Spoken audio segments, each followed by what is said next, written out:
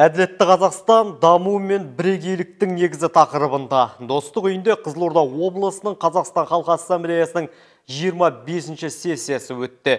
Сессия күн тәртібінде аймақтың әлеуметтік экономикалық даму қарқыны мен өңірдегі конфессия аралық тұрақтылық. Мемлекет басшысы Қасым-Жомарт Кемелұлы Тоқаев Әділетті Қазақстан бірлік тұрақтылық даму атты Қазақстан Халқы Ассамблеясының сәуір айында өткен 32-ші сессиясында ассамблея еліміздің саяси жүйесінің аса маңызды құрылымы ретінде ел бірлігін нығайтуға орасан зор үлес қосқанын айтты. Бүгінгі сессияның күн тәртібінде облыстық Қазақстан Халқы Ассамблеясының есепті кезеңдегі жұмыстар мен 32-ші сессияның тапсырмаларын туындайтын міндеттер талқыланды. Сессия облыс әкімі Нұрлыбек Нәлібаевтың алғыс сөзімен ашылды. Облыстық ассамблея жастары әлемдік тренд ел бірлігі TikTok House республикалық жобасында бірінші орынды иеленді.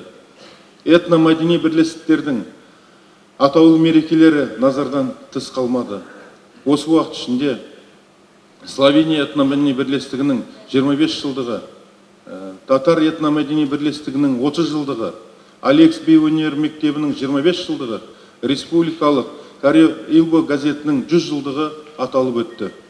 Отбасындағы әкелердің рөлін арттыру, ұрпақ тәрбиелеу мен ел бірлігіне ақсақалдар қауымын тарту мақсатында осы жылдың қаңтар айында облыстық ассамблея жанынан ақсақалдар кеңесі құрылды.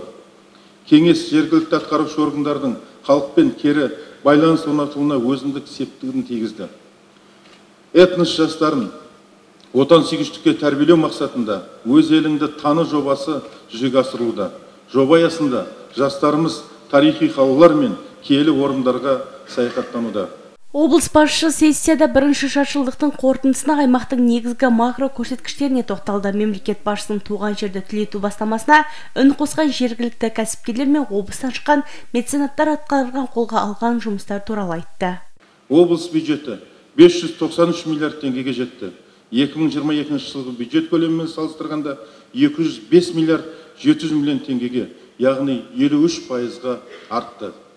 Бюджетіміздің 64%-ы әлеуметтік салаға бағытталған. Туған жерді бірге түлетейік бастамамыз аясында жергілікті кәсіпкерлер, облыстан шыққан меценаттар аймағымыздың ажарын кіргізуге белсенді араласып, қайырымдылық шараларына сыр елін көрсетуге зор үлестерін қосуда.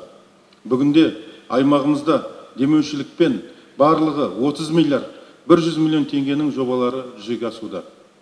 Президентіміз жариялаған балалар жылы аясында аймағымыздың демеушілерімен ауылдарда, аудан және облыс орталықтарында 1 миллиард 600 миллион теңгеге 80 спорт ойын алаңдары салынды.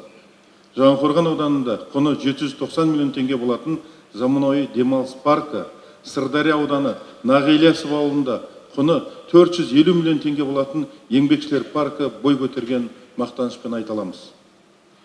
Өткен айдан бастап демеушілердің қолдауымен 1 миллиард 100 миллион теңге қаржыға облыс орталығында 50 үйдің қасбеттері заманауи панельдермен қапталуда. Дәл осы секілді демеушілермен 1 миллиард теңгеге 20 көпқабатты тұрғын үйдің аулалары абаттандырылуда. Облыстық Қазақстан Халқы Ассамблеясының 25-ші сессиясын облыс әкімі Нұрлыбек Нәлібаев қорытындылап, Қызылорда қаласы мен аудан әкімдеріне, басқарма, мекеме басшыларына бірқатар тапсырмалар жүктеді. Өңірдегі этносаралық ахуалға тұрақты мониторинг жүргізу, түрлі келеңсіз жағдайларға жеткізбеу бойынша болжау және алдын алу шаралары қабылдансын. Облыстық білім басқармасы мектепке дейінгі тәрбие және білім берудің барлық деңгейдегі мекемелерде тәрбие және ағарту жұмыстарында біз әртүрліміз, бірақ теңгейміз, бірлігіміз әр аудандықта қағидаттарының іске асырылуын қамтамасыз етсін.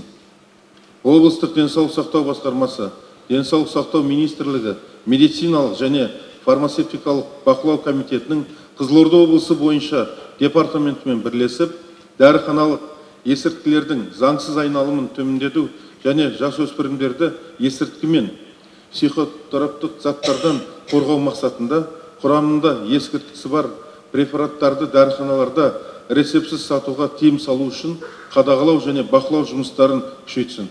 Сессия соңында облыс әкімі бірлігімізді нығайтуға қызмет ететін бірегей құрылым ардагерлері мен белсенділерін марапаттады. Марапаттарыңыз құтты болсын. Осымен облыс Назгүл Қаштаева, Айдос Исаев, Шарас Рашев, Қызылорда қоғамдық телеарнасы.